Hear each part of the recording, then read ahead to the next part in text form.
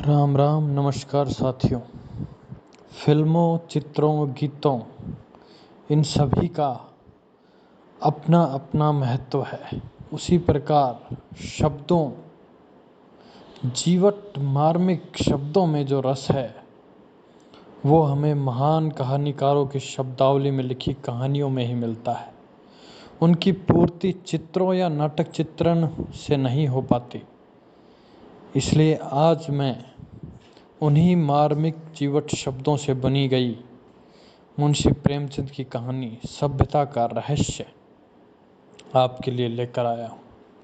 YouTube पर वैसे तो खूब सारी वीडियोस, जीके क्लासेस या अन्य सामग्री मिलती है जिन्हें सुनकर हमें प्रतिस्पर्धा का भाव आता है या रटने को प्रोत्साहन मिलता है या नौकरी या कुछ ना कुछ जो तनाव ही पैदा करते हैं।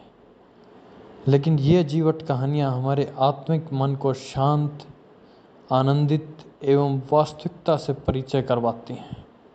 इसलिए ऐसी ही रोचक और मार्मिक कहानियों से परिचय करने के लिए आप हमारे चैनल को सब्सक्राइब करें, बेल आइकन को दबाएं ताकि हर एक वीडियो का नोटिफिकेशन आप तक पहुंच सके। तो चलिए शुरू करते हैं मुंशी प्रेमचंद की कहानी सभ्यता का रहस्य, उन्हीं के शब्दों में। यूँ तो मेरी समझ में दुनिया की 1000 बातें नहीं आती। जैसे लोग प्रातःकाल उठते ही बालों पर छुरा क्यों चलाते हैं? क्या अब पुरुषों में भी इतनी नजाकत आ गई है कि बालों का बोझ उनसे नहीं संभलता? एक साथ ही सभी पढ़े लिखे आदमियों की आंखें क्यों इतनी कमज़ोर हो गई? दिमाग की कमज़ोरी ही इसका कारण है या कुछ और? लोग किताबों के पीछे क्यों इतने हैरान होते हैं? इत्यादि। लेकिन इस समय मुझे इन बातों से कोई मतलब नहीं। मेरे मन में एक नया प्रश्न उठ रहा है और उसका जवाब मुझे कोई नहीं देता है। प्रश्न यह है कि सभ्य कौन है और असभ्य कौन? सभ्यता के लक्षण क्या हैं? सरसरी नज़र से देखिए तो इससे ज़्यादा और आसान सवाल हो ही नहीं सकता। बच्चा बच्चा इसका समाधान कर सकता है, लेकिन ज़रा गौर से देखिए तो प्रश्न इतना आसान नहीं जान पड़ता। अगर कोट पतलून पहनना, टाई हैट कॉलर लगाना, मेज़ पर बैठकर खाना खाना, दिन में 13 बार कोको या चाय पीना और सिगार पीते हुए चलना सभ्यता है, तो उन गोरों को भी सभ्य कहना पड़ेगा जो सड़क पर शाम को कभी कभी टहलते नजर आते हैं, शराब के नशे से आंखें सुर्ख, पैर लड़खड़ाते हुए रास्ता चलने वालों को अनायास छेड़ने की धुन।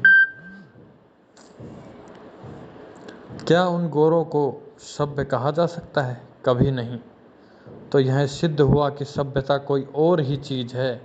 उसका देह से इतना संबंध नहीं जितना मन से। मेरे इने गिने मित्रों में से एक राय धनपत रतन किशोर भी हैं।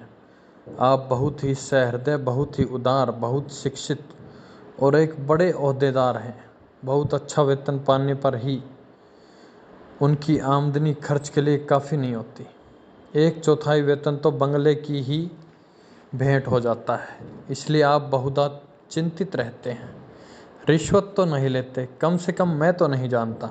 हालांकि कहने वाले कहते हैं, लेकिन इतना जानता हूँ कि वह भत्ता बढ़ाने के लिए दौरे पर बहुत रहते हैं। जहाँ तक कि इससे के लिए हर साल बजट की किसी दूसरे मद से रुपए निकलवाने पड़ते हैं। उनके अफसर कहते हैं, इतने दौरे क्यों करते हो? तो जवाब देते हैं, इस जिले का काम ही ऐसा है, जब तक खूब दौरे न किए जाएं रिहाशा शांत नहीं रह सकती। लेकिन मज़ा तो यह है कि राय साहब उतने दौरे वास्तव में नहीं करते जितने कि अपने रोज नामचे में लिखते हैं। उनके पड़ाव शहर से 25 मील तक होते हैं। खेमे वहाँ गड़े रहते हैं, कैंप के अमले वहाँ पड़े रहते हैं और राय साहब घर पर मित्रों के साथ गपशप करते रहते हैं। पर किसी के मजाल है कि राय साहब की नेक नीयत पर संदेह कर सके। उनके सभ्य पुरुष होने में किसी को शंका नहीं है। एक दिन मैं उनसे मिलने गया। उस समय वह अपने घसियारे दमड़ी को डांट रहे थे। दमड़ी रात दिन का नौकर था, लेकिन घर रोटी खाने के लिए जाया करता था। उसका घर थोड़ी ही दूर पर एक गांव में था। कल रात को किसी कारण से यहाँ न आ सका, इसलिए डांट पड़ रही थी। राय साहब, जब हम तुम्हें रात दिन के लिए रखे हुए हैं तो तुम घर पर क्यों रहे? कल के पैसे कट जाएंगे। दमड़ी, हजूर, एक मेहमान आ गए थे इसलिए नहीं आ सका। राय साहब, तो कल के पैसे उसे मेहमान से ले लो। दमड़ी, सरकार, अब कभी ऐसी खता नहीं होगी। राय साहब, बक बक मत करो। दमड़ी, हुजूर। राय साहब, 2 रुपये जुर्माना। दमड़ी रोता हुआ चला गया। रोजा बख्शाने आया था, नमाज गले पड़ गई। 2 रुपये जुर्माना ठुक गया। खता यही थी कि बेचारा कसूर माफ़ कराना चाहता था।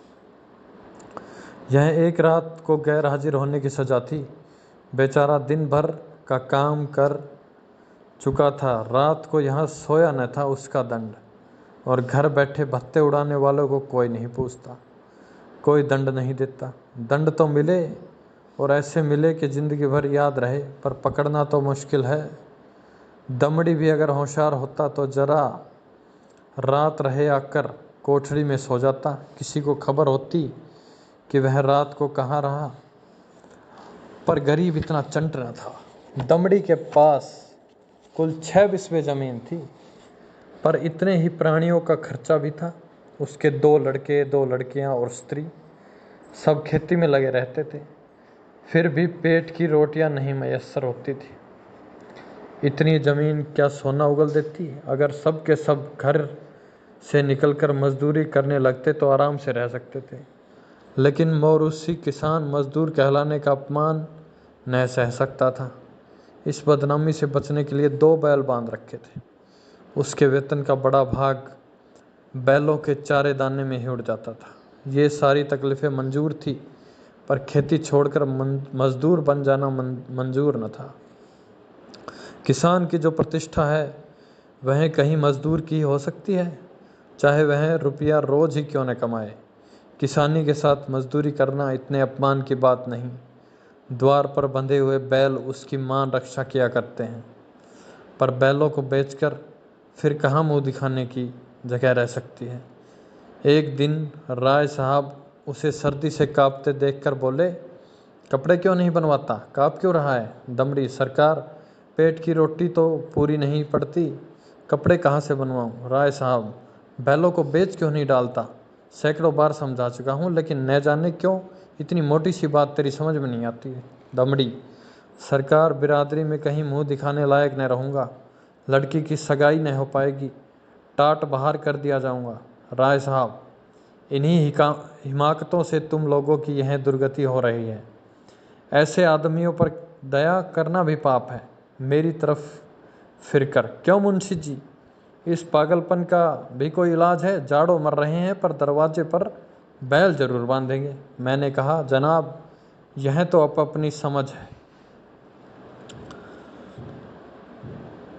राय साहब के इल्जास में एक बड़े मार्के का मुकदमा पेश था। शहर का एक रईस खून के मामले में फंस गया था। उसकी जमानत के लिए राय साहब की खुशामदें होने लगी। इज्जत की बात थी।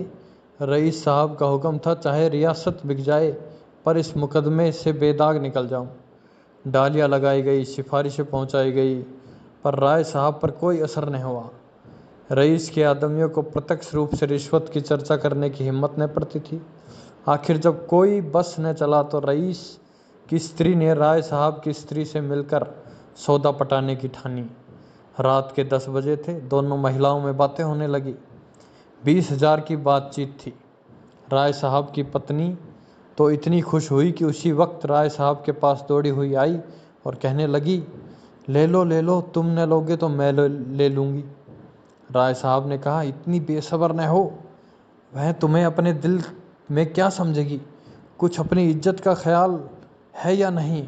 माना कि रकम बड़ी है और इससे मैं एक बारगी तुम्हारी आए दिन की फरमाइशों से मुक्त हो जाऊंगा, लेकिन एक सिविलियन की इज्जत भी तो कोई मामूली चीज़ नहीं है।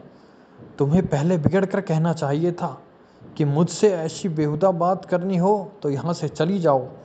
मैं अपने कानों से नहीं सुनना चाहती। स्त्री, यह तो मैंने पहले ही किया। बिगड़कर खूब खरी खोटी सुनाई। क्या इतना भी नहीं जानती? बेचारी मेरे पैरों पर सर रखकर रोने लगी। राय साहब, यह कहा था कि राय साहब से कहूँगी तो मुझे कच्चा चबा जाएंगे। यह कहते हुए राय साहब ने गदगद होकर पत्नी को गले लगा लिया। स्त्री, अजी, मैं न जाने ऐसी कितनी ही बातें कह चुकी हूँ, लेकिन किसी तरह टाले नहीं टलती। रो रो कर जान दे रही है। राय साहब, उससे वादा तो नहीं रख कर लिया? स्त्री, वादा? मैं रुपए लेकर संदूक में रखाई नोट थे। राय साहब, कितनी जबरदस्त अहमक हो तुम। न मालूम ईश्वर तुम्हें कब समझ देगा या नहीं। स्त्री, अब क्या देगा? देना होता तो दे दी होती। राय साहब, हाँ, मालूम तो ऐसा ही होता है। मुझसे कहा तक नहीं और रुपए लेकर संदूक में दाखिल कर लिए। अगर किसी तरह बात खुल जाए तो कहीं का न रहूं। स्त्री, तो भाई सोच लो, अगर कुछ गड़बड़ हो तो मैं जाकर रुपए लौटा दूं। राय साहब, फिर वही हिमाकत। अरे अब तो जो कुछ होना है हो चुका। ईश्वर पर भरोसा करके जमानत लेनी पड़ेगी। लेकिन तुम्हारी हिमाकत में शक नहीं। जानती हो, यह सांप के मुंह में उंगली डालना है। यह भी जानती हो मुझे ऐसी बातों से कितनी नफरत है, फिर भी बेसब्र हो जाती हो। अब की बार तुम्हारी हिमाकत से मेरा व्रत टूट रहा है। मैंने दिल में ठान लिया था कि अब इस मामले में हाथ न डालूंगा, लेकिन तुम्हारी हिमाकत के मारे मेरी कुछ न चलने पाई। स्त्री, मैं जाकर लौटाए देती हूँ। राय साहब, और मैं जाकर जहर खाए लेता हूँ। इधर तो स्त्री पुरुष में यह अभिनय हो रहा था, उधर दमड़ी उसी वक्त अपने गांव के मुखिया के खेत से ज्वार काट रहा था। आज वह दिन भर की छुट्टी लेकर घर गया था। बैलों के लिए चारे का एक दिन का नहीं है। अभी वेतन मिलने में कई दिन की देर थी। मोल न ले सकता था। घर वालों ने दिन को कुछ घास छीलकर खिलाई तो थी, लेकिन ऊँट के मुंह में जीरा। उतनी घास से क्या हो सकता था। दोनों बैल भूखे खड़े थे। दमड़ी को देखते ही दोनों पूछे खड़ी करके हुक्राने लगे। जब वह पास गया तो दोनों उसकी हथेलियां चाटने लगे। बेचारा दमड़ी मन महसूस कर रह गया। सोचा, इस वक्त तो कुछ नहीं हो सकता, सवेरे किसी से कुछ उधार लेकर चारा लाऊंगा। लेकिन जब 11 बजे रात को उसकी आंखें खुली तो देखा दोनों बैल अभी तक नांद पर खड़े हैं। चांदनी रात थी। दमड़ी को जान पड़ा कि दोनों उसकी ओर उपेक्षा और याचना की दृष्टि से देख रहे हैं। उनकी शुदा वेदना देखकर उसकी आंखें सजल हो गई। किसान को अपने बैल अपने लड़कों की तरह प्यारे होते हैं। वह उन्हें पशु नहीं, अपना मित्र और सहायक समझता है। बैलों को भूखे खड़े देखकर नींद आंखों से भाग गई। कुछ सोचता हुआ उठा, हंसियां निकाली और चारे की फिक्र में चला। गांव के बाहर बाजरे और ज्वार के खेत खड़े थे। दमड़ी के हाथ कांपने लगे, लेकिन बैलों की याद ने उसे उत्तेजित कर दिया। चाहता तो कई बोझ काट सकता था, लेकिन वह चोरी करते हुए भी चोर न था। उसने केवल उतना ही चारा काटा जितना बैलों के लिए रात भर के लिए काफ़ी था। सोचा, अगर किसी ने देख भी लिया तो उससे कह दूंगा बैल भूखे हैं इसलिए काट लिया। उसे विश्वास था कि थोड़े से चारे के लिए कोई मुझे पकड़ नहीं सकता। मैं कुछ बेचने के लिए तो काट नहीं रहा हूँ। फिर ऐसा निर्दयी कौन है जो मुझे पकड़ ले? बहुत करेगा तो अपने दाम ले लेगा। उसने बहुत सोचा। चारे का थोड़ा ही होना उसके चोरी के अपराध से बचाने के लिए काफ़ी था। चोर उतना काटता जितना उससे उठ सकता। उसे किसी के फायदे और नुकसान से क्या मतलब।